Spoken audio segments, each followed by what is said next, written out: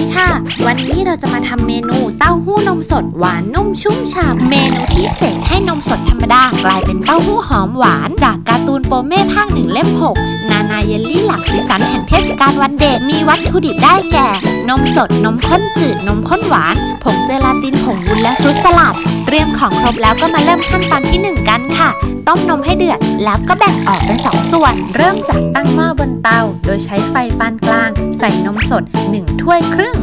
ตามด้วยนมข้นจืดครึ่งถ้วยตวงแล้วก็นมข้นหวานอีกครึ่งถ้วยตวงค่ะคนส่วนผสมทั้งหมดให้เข้ากันต้มจนกระทั่งเดือดแล้วก็ปิดไฟยกลงจากเตาเดี๋ยวเราจะเอานมมาแบ่งเป็นทั้งหมด2ส่วนนะคะส่วนแรกเราจะเก็บไว้ราดหน้าแค่1 ถ้วยก็พอแล้วอีกส่วนหนึ่งนมที่เหลือทั้งหมดเราจะเอาไปทำเป็นเนื้อเต้าหู้กันค่ะ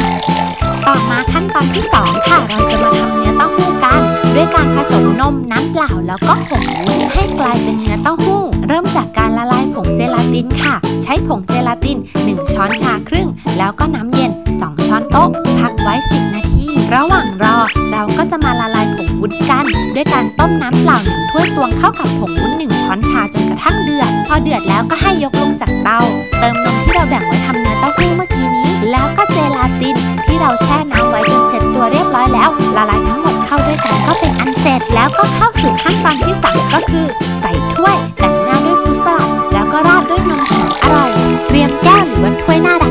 ออกมาได้เลยค่ะใส่นมเต้าหู้ที่ทำเสร็จเมื่อกี้นี้ลงไปประมาณ3 ใน 4ของถ้วยจากนั้นก็เอาไปเข้าตู้เย็นรอให้เสร็จตัวโดยแช่ตู้เย็นช่องธรรมดาแค่30 นาทีก็เสร็จตัวแล้วล่ะค่ะพอเสร็จตัวแล้วก็จะได้เต้าหู้แบบนี้ละค่ะเอามาแต่งหน้ากันเลยใส่ฟรุตสลัดลงไปด้านบนหรือถ้าใครอยากเพิ่มเติมผลไม้สดลงไปก็ได้นะคะอย่างเช่นสตรอเบอรี่ก็เข้ากันดีค่ะปิดท้ายด้วยการราดหน้าด้วยนมสดที่เราแบ่งไว้เมื่อกี้นี้เสร็จเรียบร้อยแล้วค่ะเมนูเต้าหู้นมสดหวานนุ่มชุ่มฉ่ำ